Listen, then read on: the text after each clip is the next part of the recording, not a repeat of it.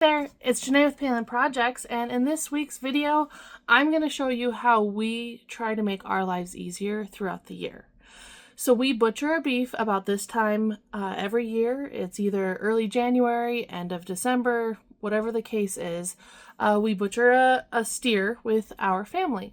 And when the butcher calls us and says it's almost done, we actually pre-request that he saves out about 100 pounds of ground beef for us to make our own meatballs, hamburger patties, and meatloafs with.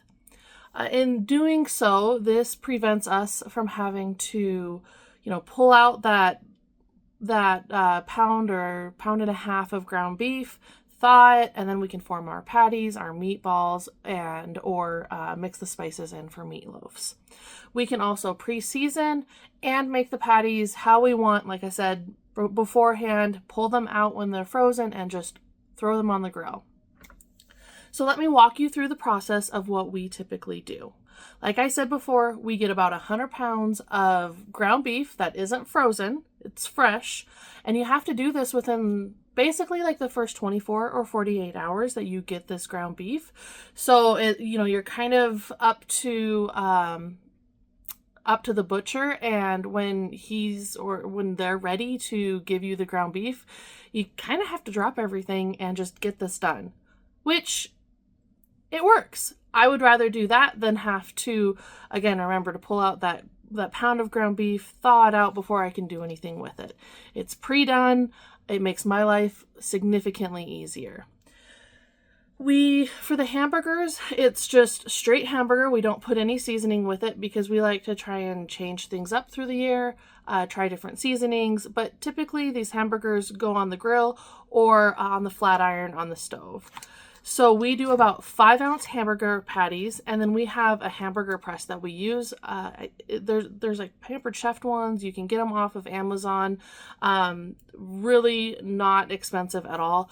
But I typically put the bowl on the scale, and so we measure out to the 5 ounces, and then I ball that up, hand that off to Justin or a family member, and they put 2 pieces of parchment on the hamburger press, because if you don't do that, then the hamburger gets in between the the crevices of the hamburger press, and then they press it down into nice patties.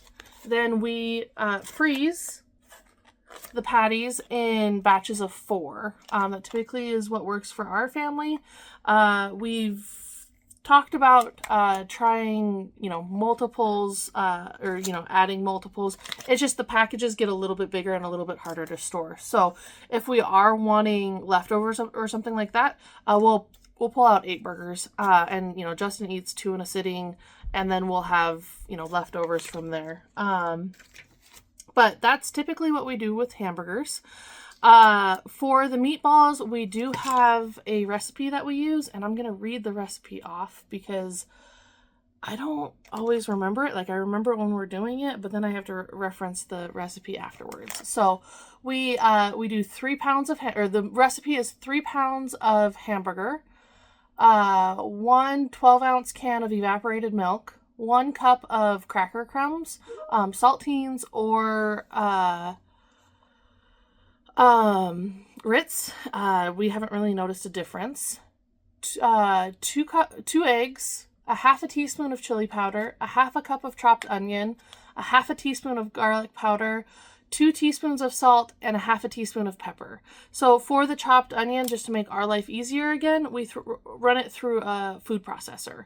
We grind it all up, we throw it into a bin, and then I mix it by hand, typically. And then we use a cookie scoop, or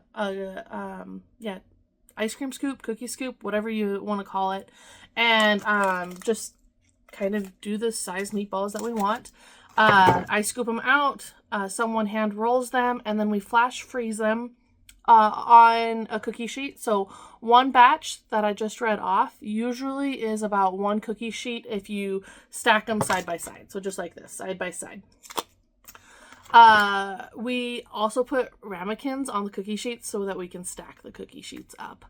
After we're done with that, we wrap them in saran wrap so that, the ice crystals and stuff doesn't form on them. We do that with the hamburgers as well. But with the 100 pounds of ground beef, we typically do 4 batches of this. We've tooled with the idea of doing more or less, but typically 4 batches is enough. 4 to 5. So this year we did 12 pounds of hamburger and then just multiplied everything by 4. The meatloafs, let me get my meatloaf recipe up here. The meatloafs are a 1/2 pound of hamburger. Perfect size for our family. 1/2 pound of 1.5 pound of hamburger, 1 cup of salsa, so whatever salsa you like, a 1/2 cup of oats, so the instant oats, Quaker oats, whatever, they come in a big bag from Costco.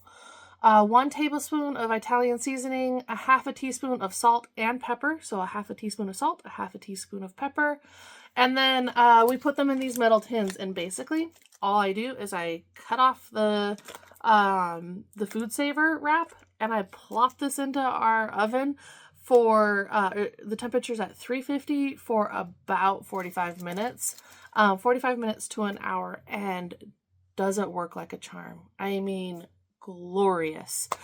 We take some of the corn that we've frozen, throw it into a pan, put a little butter, pepper with that, and then some mashed potatoes. Oh my goodness, you have a perfect meal in 45 minutes and you didn't have to do a single chopping or any prep. Toss and go. Makes life so much easier. So what did we get out of 100 pounds of hamburger? So we got 3 families, 7 packages of meatloaf, 7 packages of meatballs, and there's 16 meatballs in here. And I don't remember exactly, but there were like 123 or 130 patties. It was divisible by 4, so whatever. It was probably like 120 with like 1 or 2 extra, I think, because we were just scooping and going. So whatever that comes out to be, 30, so about I think 10 packages, 10, 12 packages is kind of what it came out to for hamburgers. So, you know, again, and that's per family. So it's actually like 30 packages of hamburgers, 21 packages of meatloafs, and 21 packages of meatballs. That's, you know, what is that? A ton. 42, about 70 meals, over 70 meals that we spent one night going through and prepping. It's one night, but then you have the next day of actually like freezer mealing these as well, which honestly doesn't take a ton of time, but it is kind of like an overnight process, because what we found is you do need to let these harden up a little bit, especially the meatballs and the hamburgers, prior to putting them in the food saver bins, or, you know, food saving them, because obviously like when you suck the air out, it tends to smush them. So we do let them sit in the freezer overnight with the saran wrap over the top to prevent crystallization, and then we food saver them the next morning. So yeah, I hope you enjoyed just this little recap of what we do to make our lives easier throughout the year, and what you can ask your butcher for when you butcher a steer. So if you have any comments, feel free to put them below, and I hope you have a great week. Thanks, everyone. Bye.